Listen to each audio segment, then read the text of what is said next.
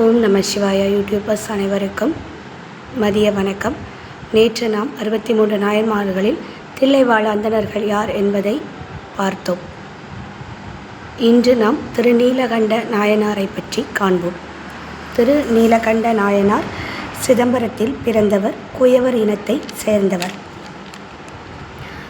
மண்பானை மண் பாத்திரங்கள் செய்யும் தொழில் செய்து வந்தவர். சிவன் அடியார்களுக்கு களிமண் கிண்ணங்களை இலவசமாக வழங்கி வந்தவர். அவர் இளமையிலேயே தவறாக நடந்ததை அறிந்த அவருடைய மனைவி தான் தங்களை இனிமேல் தீண்ட வேண்டா என்று கூறி இருவரும் விலகியே வாழ்ந்து வந்தனர். அவ்வாறு வாழ்ந்து வரும் சமயம் இருவருக்கும் வயோதிகம் ஆகிவிட ஒரு சமயம் சிவபெருமானே சிவயோகியாக வேடமணிந்து அவர்களின் வீட்டிற்கு செல்கிறார். அங்கு சென்றவுடன் திருநீலகண்ட நாயனார் அவரை உபசரித்து அவருக்கு வேண்டியதை செய்து கொடுக்கிறார்.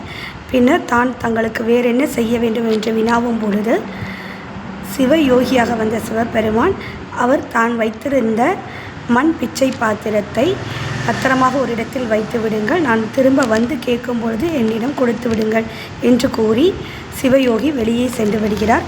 சிறிது நேரம் கழித்து அவர் மறுபடியும் அந்த வீட்டிற்கு வருகிறார். திருநீலகண்ட நாயனாரின் வீட்டிற்கு வருகிறார். ஆனால் அவர் வைத்த இடத்தில் அந்த மண் பிச்சை பாத்திரம் இல்லை. ஆதலால் திருநீலகண்ட நாயனாருக்கு என்ன செய்வதென்று புரியாமல் புதிதான களிமண் பாத்திரம் ஒன்றை கொடுக்கிறார். அதற்காக கோபமடைந்த சிவயோகி நீங்கள் திருடி விட்டதாக குற்றம் சுமத்துகிறார். பின்னர் இவ்வழக்கு பிராமண மக்களிடையே செல்கிறது. அப்பொழுது அங்கு உள்ளவர்கள் தங்கள் குழந்தையின் மீது சத்தியம் செய்து காட்டுங்கள் என்று கூறுகிறார்கள். அப்பொழுது திருநீலகண்ட நாயனார் தனக்கு குழந்தை இல்லை என்ற விவரத்தையும் தெரிவிக்கிறார். பின்னர் கணவனும் மனைவியும் இருவரும் சேர்ந்து இக்குளத்தில் மூழ்கி எழ வேண்டும் என்று ஆணையிடுகிறார். அப்பொழுதுதான் திருநீலகண்ட நாயனார் இளமையில் நடந்த அனைத்தையும் அங்கே ஒப்புக்கொள்கிறார்.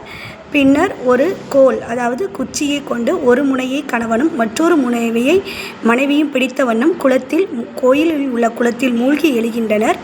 அப்பொழுது இருவருமே இளமை வடிவமாக காட்சியளிக்கின்றனர்.